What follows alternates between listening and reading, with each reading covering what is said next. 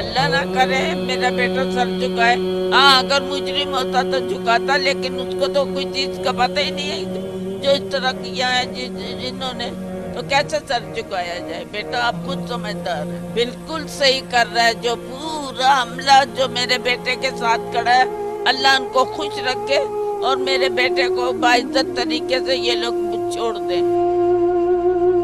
میں یہ کہنا چاہتی ہوں ظلم اور زیادتی نہیں کریں، اس کا انجام برا ہے.